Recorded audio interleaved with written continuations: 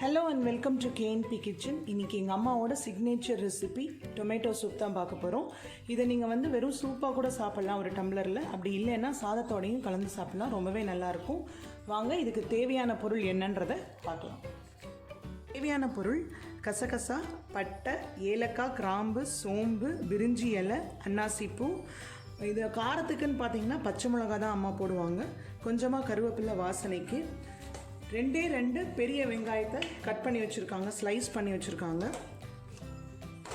ஒரு 250 கிராம்ஸ் டொமேட்டோஸை சின்ன சின்ன பீசஸாக கட் பண்ணியிருக்காங்க. கொஞ்சமாக ஒரு வாசனைக்கு சின்ன வெங்காயம், கொஞ்சமாக பூண்டு, ஒரு எலுமிச்சம்பழம் சைஸ் புளியை நல்லா கரைச்சி இந்த மாதிரி தண்ணியாக எடுத்து வச்சுக்கணும். 1/2 கப்பு பருப்பை நல்லா 5-6 விசில் விட்டு நல்ல நீர்க்க கரைச்சி வச்சுக்கணும். இந்த மாதிரி அப்போ தான் இந்த சூப் மாதிரி கன்சிஸ்டன்சி இருக்கும். நெய்யில் பண்ணால் தான் நல்ல வாசனையாக இருக்கும். ஸோ அம்மா நெய் சேர்த்துருக்காங்க. இப்போது இதோட மசாலா ஐட்டம்ஸ் எல்லாத்தையும் சேர்த்து பச்சை மிளகாவோட சேர்த்து நல்லா வாசனை வர மாதிரி வதக்கிக்கணும்.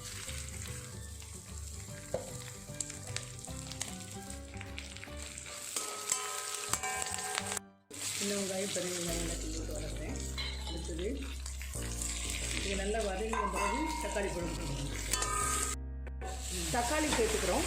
இது நல்லா, அதாவது தக்காளி நல்லா கரையிற மாதிரி முஷியாக இருக்கணும். அந்த அளவுக்கு நீங்கள் வதக்கிட்டு அதுக்கப்புறம் பருப்பு தண்ணி சேர்க்கணும். கொஞ்சமாக மஞ்சள் பொடி சேர்த்துக்கிறேன். அதே மாதிரி இந்த டிஷ்ஷில் கொஞ்சம் உப்பு சேர்த்துக்கிறேன். அப்போ தான் இந்த தக்காளி நல்லா முஷியாகும். அப்புறமா தேவைப்படுற அளவுக்கு திருப்பி உப்பு சேர்த்துக்கலாம். இப்போ லைட்டாக தான் ஆட் பண்ணியிருக்கேன், இந்த தக்காளி நல்லா வதங்கிறதுக்காக மட்டும்தான்.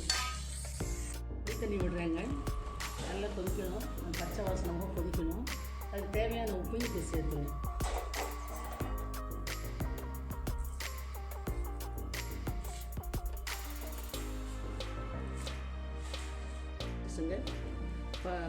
மிளகு ஜீரகம் நுணுக்கினது, அதோட அந்த பூண்டும் தட்டி வச்சுருக்கு, அதையும் போட்டுருக்கேன். அதை சேர்த்து கொத்தமல்லி இலையும் போட்டாச்சு. நல்லா கொதிக்கணும். கொதிக்கிற பிறகு சூப்பராக நல்லா இதுவாக இருக்கும். இதை நீங்கள் அப்புறமா சர்வ் பண்ணிக்கலாம் சாப்பிட்றதுக்கு. இது நல்லா சாப்பிட்றதுக்கு சூப்பராக இருக்கும், குடிக்கவும் நல்லாயிருக்கும். அதே நேரத்தில் சாதத்துலேயும் பசங்க சாப்பிடலாம். ஜீரகம் பூண்டெல்லாம் தட்டி போட்டு கொத்தமல்லிலாம் போட்டாச்சுங்க. ஒரு 2 நிமிஷம் கொதிச்சா போதும், ரொம்ப நேரம் வேண்டாம். இப்போ இதை ஆஃப் பண்ணிடுறேன். இது ரொம்பவே டிஃப்ரெண்ட்டாக இருக்கும் இந்த சூப்பு. ஆனால் நீங்கள் அந்த சூப் ரொம்ப வாசனையாக இருக்கணும்னா 1 by 1 நீங்கள் வதக்கணும். மசால் சாமான் வதக்கினதுக்கப்புறம் தான் வெங்காயம் தக்காளிலாம் வதக்கணும். அப்போ தான் ரொம்ப சூப்பராக இருக்கும். கண்டிப்பாக ட்ரை பண்ணுங்கள். இது எங்கள் வீட்டில் மோஸ்ட் வாண்டட் டிஷ். கண்டிப்பாக ட்ரை பண்ணுங்கள். மறக்காமல் கேஎன்பி சேனலுக்கு சப்ஸ்கிரைப் பண்ணுங்கள். தேங்க்யூ.